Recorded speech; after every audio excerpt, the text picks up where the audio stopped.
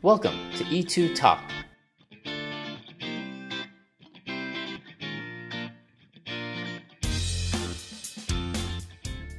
Hello, xin chào. This is Tony, and today I am here with a good friend that we've known for a long time, Johnny.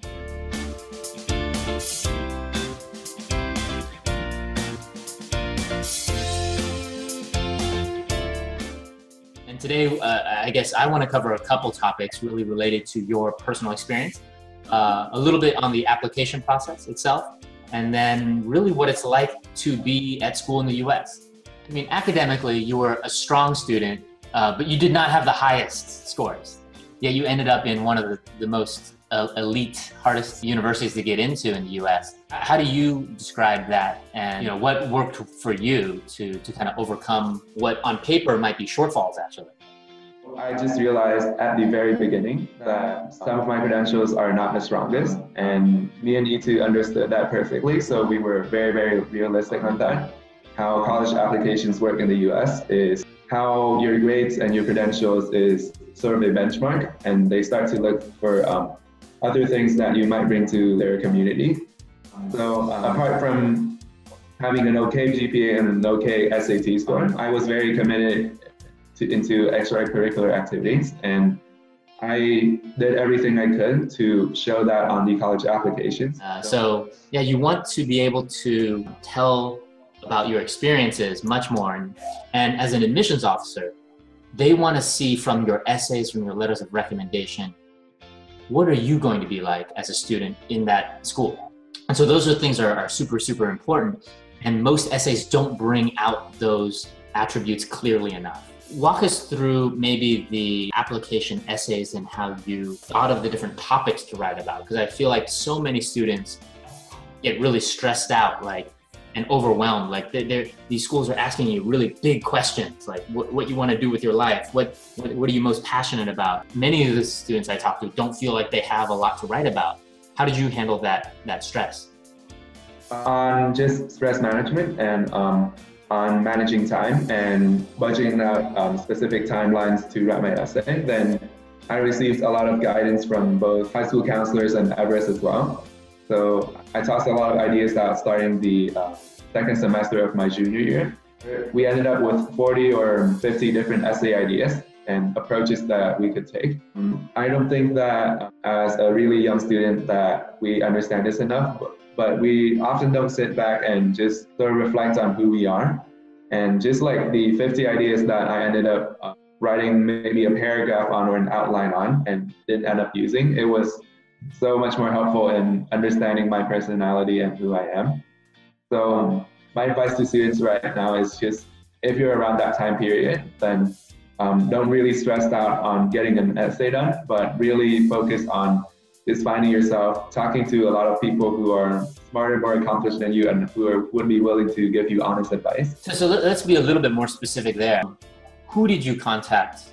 It was a mixture of Everest, so you guided me through most of the process, but along from that, I reached out to a lot of my Everest teachers, I reached out to my high school counselor, and I reached out to people who I really look up to in my high school. Some of the parents here and some of our students may not really know early action, early decision. Can you talk about what that is and then how you decided to do that? Of course. So early decision is mostly a November 1st deadline, so it was around 2 months before you applied for the regular pool. But early decision means just basically you telling the college that you really wanted to go, and that if they give you an offer, then you're obligated to take that offer. So for me personally, I really liked Northwestern. It was my absolute favorite school, so that's where I put my early decision application. Yeah. And early action is sort of similar, but you're not obligated to go to that school if they give you an offer. You're just putting your application in there early, so they have a chance to basically read your application before loads and loads more of other applications come in. Mm-hmm. And regular is just simply said, regular decision. Just by the chance of getting in and how much you like the college, it goes early decision, and then early action, and then regular. So tell me about the schools that you applied to early decision or early action, and how did you choose those? I just started with my absolute and still favorite choice, Northwestern. So I was really lucky to have the chance to do a college tour the summer before my senior year in high school. And that's when I had the chance to just go to information sessions and do college tours and talk to students from like 13 different colleges. And it was quite eye-opening. And just from my conversations with Northwestern students, I sort of received a vibe or a feeling that Northwestern students are very driven, very pre-professional, and very passionate. They work hard and they play hard. And that's exactly the type of people I need to immerse myself with. On the other hand, there are factors such as a very liberal academic program and also beautiful architecture. So that's why I picked Northwestern. And on the other hand, I looked for similar schools that have a similar vibe to Northwestern, but I guess would be very, very good options as well.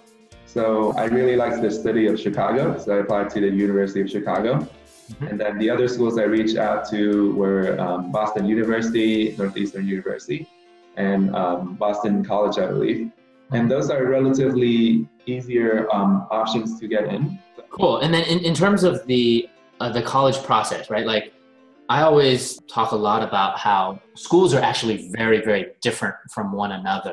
And all those actually determine a lot about what your day-to-day life becomes, who you hang out with. Those things are actually very, very important to consider because I don't know if you've ever heard this. You mentioned a lot how your friends at Northwestern work hard and play hard, right? But mm-hmm. there's a statement like you become the average of your 5 closest friends. Yeah, I've heard that before. Right. So if you're spending time with your 5 closest friends in a different kind of environment and they all work hard, play hard, right? In a Northwestern community, like you're going to have a very different experience. And so those are things that people actually usually don't consider. But I feel is actually really, really important. And so the type of activities you want to do is super important too. Like by virtue of you being a tutor to these athletes, I mean, you're spending a lot of time around some really cool people who you probably wouldn't hang out with that much normally, right? And then same thing on the soccer, like you now have this extra interest where you're going to meet people who are passionate about lots of different topics and your common interest just happens to be soccer, right?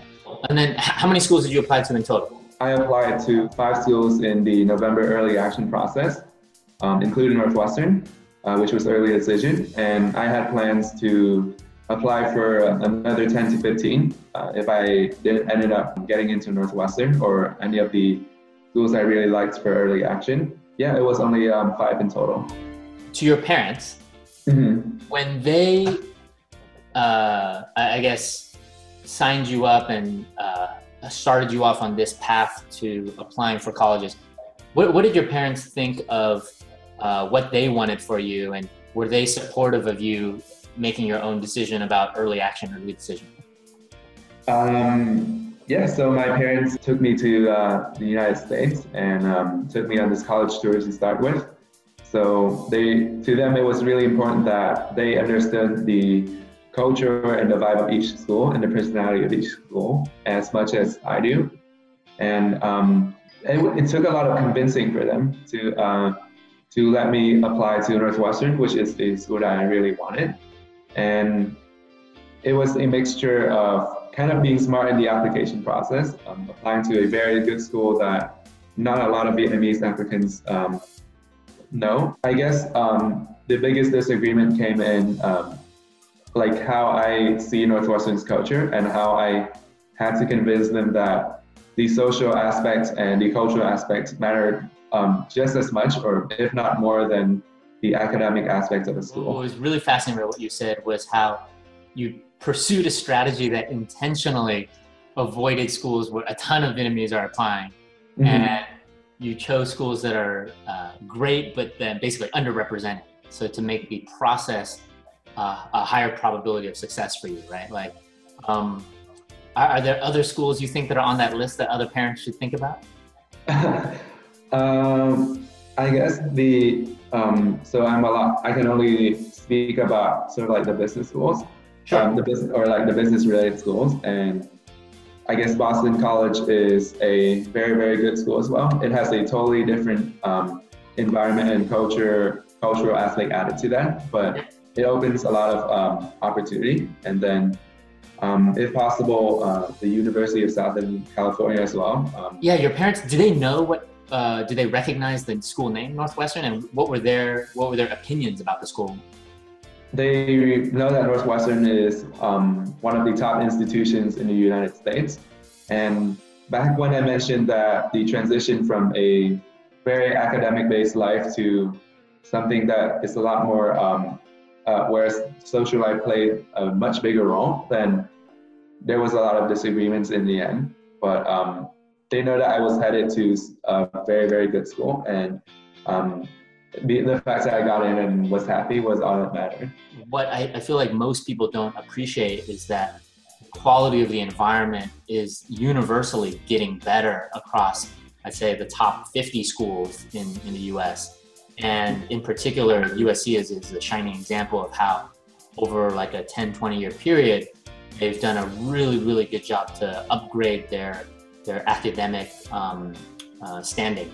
And I think Northeastern is another example of that as well, where they've gotten very good at, in particular, real work experience, right? So they do a lot with companies to give students real world experience very early on and throughout their college experience. And that's really helped set them apart as one of the best places to prepare for a career while going to college. The big companies all will come to top schools in any specific field in order to find new recruits for their jobs. And it's so much easier if you're already there. However, I will give you the caveat.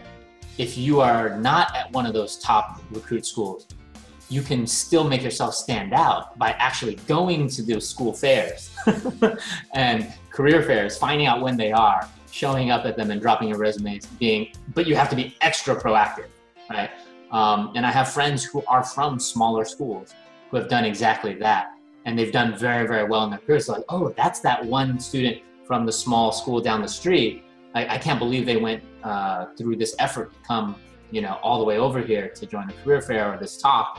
And it shows a lot of organization. Right? It's not easy to do, but it's very, very helpful to be in the right community.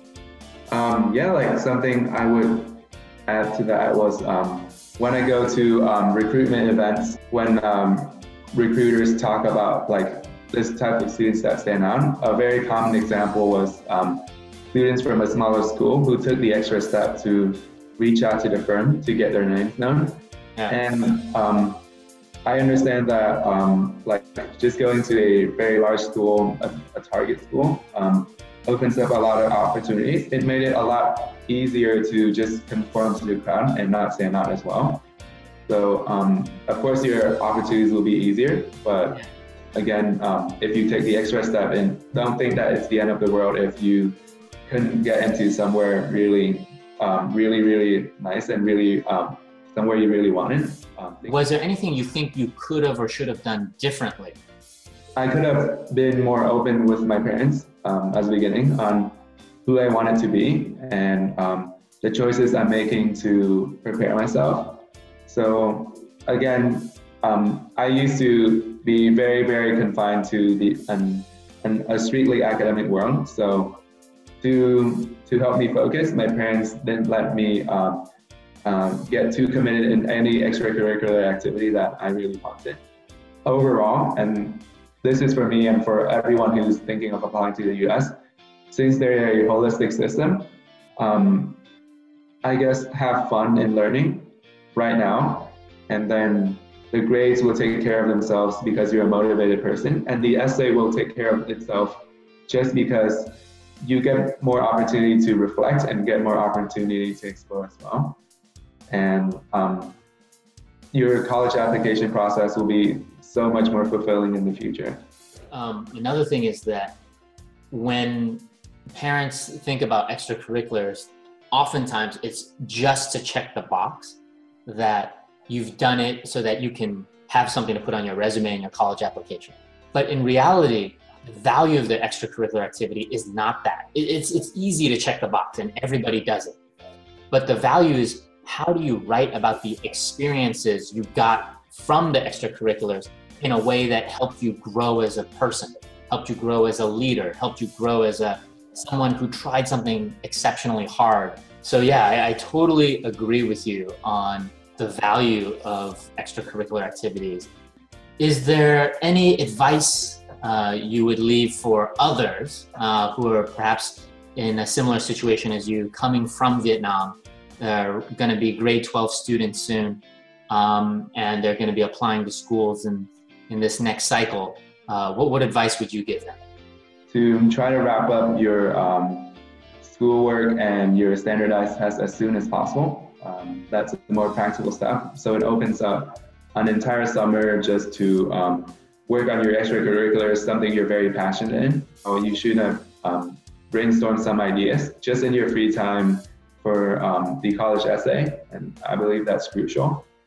And just on a more macro approach, then again, reach out to as much people as possible and surround with people who are both very, very demanding, but also people who wanted to bring the best out in you as well. Self-confidence and self-belief was crucial at this stage, and that will truly reflect in your college application. Thank you very much, Johnny, for all of your help. It's been awesome to get a chance to chat with you on a really personal level on all of these things. To our audience here, if you guys have any questions in particular for Johnny, please feel free to leave them in the comment section. Or if you have any other topics you'd like us to cover, let us know as well, and we'll try to find suitable speakers and topics on all of that. And certainly if you need any help or support, those of us here at Everest Education are very happy to step in and support